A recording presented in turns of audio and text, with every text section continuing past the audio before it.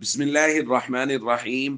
عن زيد بن ثابت رضي الله تعالى عنه قال قال رسول الله صلى الله تعالى عليه وسلم: طوبى للشام. فقلنا لأي ذلك يا رسول الله؟ قال: لأن ملائكة الرحمن باسطة أجنحتها عليها.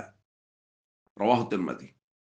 نبی کریم صلی اللہ علیہ وسلم نے ارشاد فرمایا، شام کے لیے خوشخبری ہے۔ ہم نے عرض کیا یا رسول اللہ کس چیز کی؟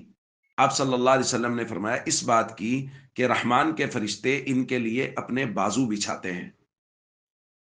دوستو، نبی کریم صلی اللہ علیہ وسلم نے شام کے لیے بہت سی خوشخبریاں، بہت سی مبارک باتیں ارشاد فرمائی ہیں۔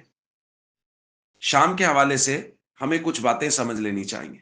نمبر ایک، آج کل جغرافیائی تقسیم کے اعتبار سے جو شام ہے، جس کو سیریا کہا جاتا ہے، احادیث میں اس سے مراد صرف یہی حصہ نہیں ہے، بلکہ احادیث میں شام سے مراد مرکزی حیثیت میں مسجد اقصی اور فلسطین ہے۔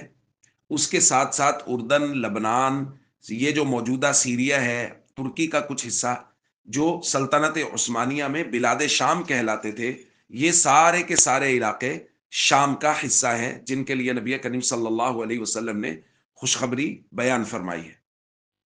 دوسری بات یہ سمجھ لیجئے کہ کوئی بھی علاقہ برکت والا ہو، کسی بھی علاقے کے لیے خوشخبری ہو، اس کا مطلب یہ قطعاً نہیں ہوتا کہ اس علاقے پر کبھی بھی اللہ کے نافرمانوں کی حکومت نہیں آ سکتی۔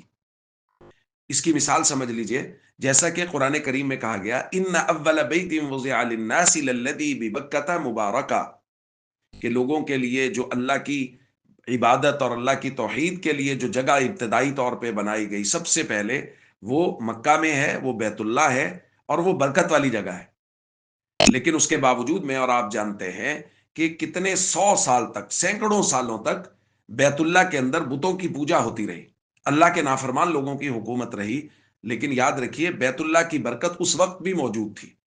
تو یہ جو شام کی برکت والی جگہ ہے اور شام کا برکت والا، خوشخبریوں والا ہونا ہے، اس کا مطلب یہ نہیں ہے کہ یہاں اللہ کے نافرمانوں کی حکومت نہیں آئے گی، بلکہ اس کا مطلب بنیادی طور پہ یہ ہے کہ اس کے اندر ہر دور میں عظیمت والے لوگ کھڑے رہیں گے، اور وہ لوگ جو دین کے لیے، دین اسلام کے لیے ہمیشہ پریشانیاں، دکھ، تکلیف برداشت کریں گے، لیکن اسلام پر، اپنے مقصد پر قائم رہیں گے۔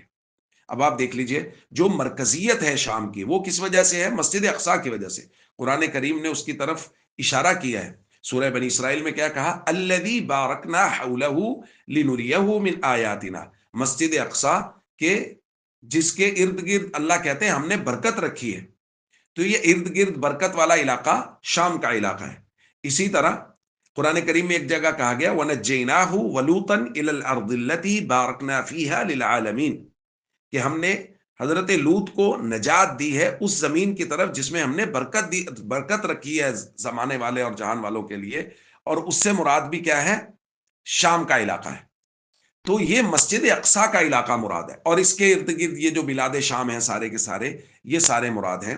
لیکن آپ دیکھ لیجئے، وقتی طور پہ وہاں یہودیوں کا تسلط ہے اور وہ مسلمانوں پہ مظالم ڈھا رہے ہیں۔ لیکن برکت دیکھیے کہ برکت یہ ہے کہ وہ مسلمان ان مظالم کو برداشت کر رہے ہیں، اور آج سے نہیں، سالہ سال ہو گئے وہ ان مظالم کو برداشت کر رہے ہیں، لیکن اپنے مقصد پہ وہ لوگ قائم ہیں۔ مسجد اقصی کی حفاظت کے لیے وہ لوگ کھڑے ہیں، ان کی 3 نسلیں ایک ہی وقت میں قربانی دے رہے ہیں۔ برکت کا یہی مفہوم ہے۔ تو شام کے لیے حضور علیہ الصلوۃ والسلام نے برکت کا ارشاد فرمایا ہے، اور شام آخر زمانے میں، خاص طور پہ فتنوں کے زمانے میں، سچے لوگوں کے لیے وہ مرکزی جگہ ہوگا۔ وہیں پہ حضرت مہدی اپنا لشکر لے کے آئیں گے، وہیں پہ حضرت عیسیٰ کا نزول ہوگا، وہیں پہ دجال کو قتل کیا جائے گا۔ یہ ساری فضیلتیں شام کے لیے نبی کریم صلی اللہ علیہ وسلم نے بیان فرمائی۔ السلام علیکم ورحمۃ اللہ وبرکاتہ۔